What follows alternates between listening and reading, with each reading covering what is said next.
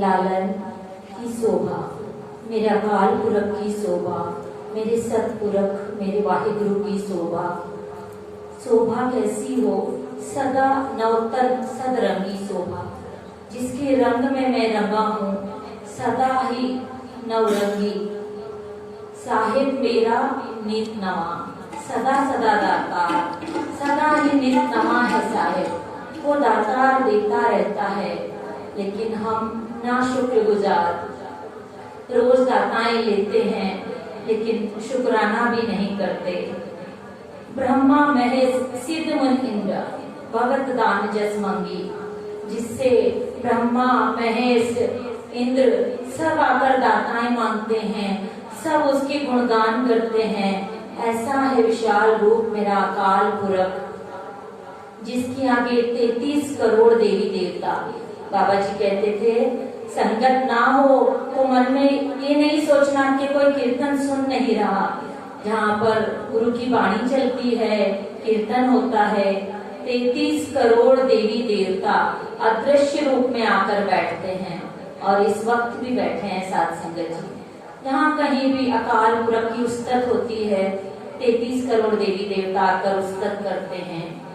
जो ज्ञान ध्यान से नागे सकल जपे तरंगी। शेषनाग, जिसकी शील सज्जा पर भगवान विष्णु विश्राम करते हैं। सरोवर पर देखा है ना आपने, शेषनाग के ऊपर बाबा जी ने भगवान विष्णु की अकाल पुरख की सीट बनाई है, जहाँ पे सुखासन स्थान बनाया है। शेषनाग जिस पर पूरी धरती का बोझ है, धरती को लेकर खड़ा हुआ है। नित नवी अपनी हजारों जिह्वा है उसकी, उससे रोज नित नवी वाहिगुरु के नाम सिमरन करता है। वो शेषनाग भी तरंग में आकर वाहिगुरु के नए नए नाम रोज लेता रहता है। सहस्र नामा भी लिखाया था बाबा जी ने सरोवर पर। अजित पार ब्रह्म परमेश्वर अंतर्जामी मधुसूदन दामोदर स्वामी।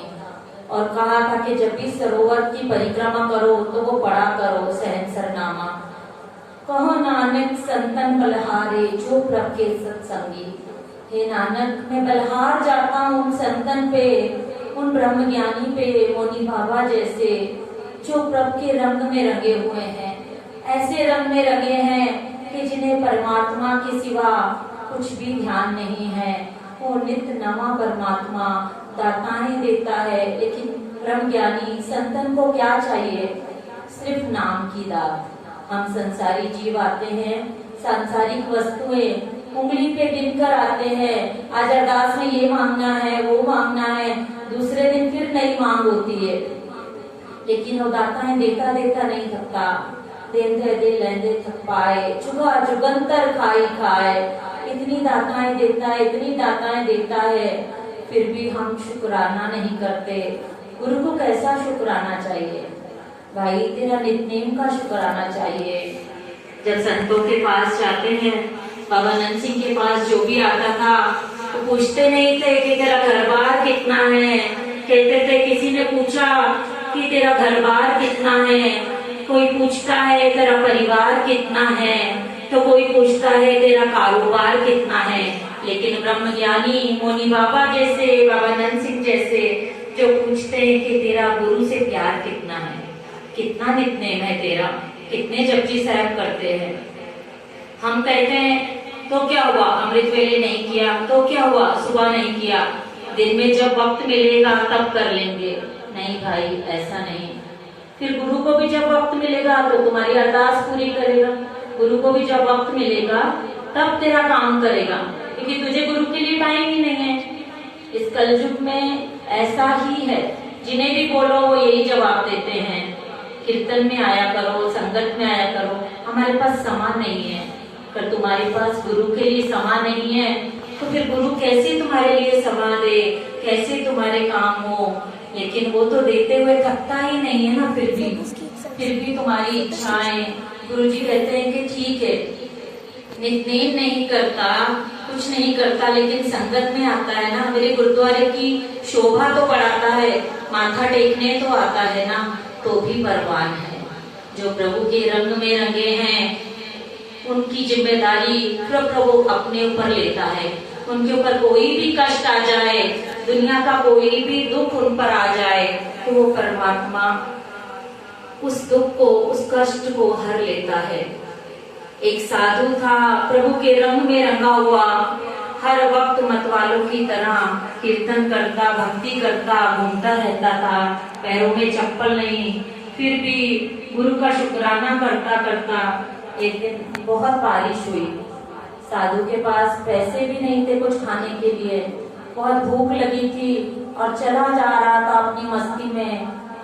उस परमात्मा को याद करते करते दोनों हाथ कभी कभी ऊपर उठा लेता था, मतवाला हो जाता था। लेकिन मन में सामने हलवाई की दुकान देखी तो ख्याल आया कि ये गरम जलेबी और दूध मिल जाता तो अच्छा था। फिर कहने लगा, ठीक है परमात्मा, जैसी तेरी रजा। इतने में इस हलवाई के मन में परमात्मा ने क्या कहा कि उसने तुरंत उसे बुलाया, बोला, आओ महात्मा जी, ये गरम जलेबी और दूध पी लो। साधु बड़ा खुश हुआ, गरम गरम जलेबी खाई, दूध पिया, दोनों हाथ ऊपर करे, गुरु का शुक्राना किया, परमात्मा तेरा शुक्र है तूने खाना दिया। और फिर अपनी ही मस्ती में कीचड़ के पानी में पैर मारता मारता चल पड़ा। थोड़ी दूर पे गया था तो उसके पीछे पीछे एक नया जोड़ा आ रहा था, नई नई शादी की हुई थी, पति पत्नी उसके पीछे पीछे आ रहे थे। साधु अनजान था, वो पैरों को थप थप कीचड़ में डालता हुआ प्रभु के गुण गाता हुआ चला जा रहा था कि अचानक उसके पैर से खड्डे में जोर से कीचड़ उछली और उस नवविवाहिता जो पत्नी थी उसके ऊपर चली गई वो कीचड़। ये देखते ही उसके पति को बड़ा क्रोध आया, उसने उसे रुकाया साधु को और बोला, ये देखा जो गुस्से में ये कीचड़ कैसे उछला। साधु निरुत्तर हो गया, उसे तो पता भी नहीं था, वो तो अपने परमात्मा के गुण गा रहा था, आगे आगे जा रहा था। और पति को इतना गुस्सा आया कि उसने जोर से थप्पड़ साधु को मार दिया। साधु ने कुछ भी न कहा, परमात्मा के रंग में रंगा हुआ था, दोनों हाथ ऊपर किए, बोला, परमात्मा ये भी तेरी कुदरत, अभी अभी गरम गरम दूध पिलाया, जलेबी खिलाई और अभी गरम गरम थप्पड़, ये भी तेरी कुदरत है। ऐसा बोल के अपने रास्ते चला गया। थोड़ी दूर पर ही गया था और नवविवाहित जोड़ा, उनका घर था वहां पर, तो ऊपर ताला लगा हुआ था। तो पति ने पत्नी को कहा कि आप नीचे रुको, मैं ताला खोल के आता हूँ। बारिश का समय था, लकड़ी की सीढ़ियां थी, वो जैसे ही ऊपर चढ़ा वो लड़का बहुत बुरी तरह से उल्टे मुंह नीचे गिरा। इतनी जोर से गिरा कि उसे सर पे चोट लग गई। लोग भागकर आए, सब जगह भीड़ इकट्ठी हो गई, खून बहने लगा। पत्नी बहुत जोर जोर से रोने लगी। सबने बोला, अभी अभी इसने साधु को थप्पड़ मारा था, उसने ही कोई श्राप दिया है, उसे पकड़ के लाओ।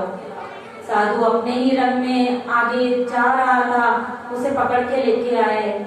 लोग कहने लगे, देख अभी इसने तुझे थप्पड़ मारा था तो इसलिए इसको देखो उन्होंने कुछ श्राप दिया है। वो कहने लगा, मैंने कुछ नहीं कहा, मैंने कुछ भी नहीं, एक शब्द भी मुंह से नहीं कहा। तो कहने लगे, फिर ऐसा कैसे हुआ? भीड़ में से सब सवाल करने लगे।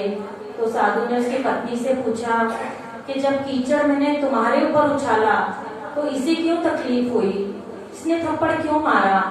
तो पत्नी कहने लगी, क्योंकि मेरा पति है, मेरे से प्यार करता है।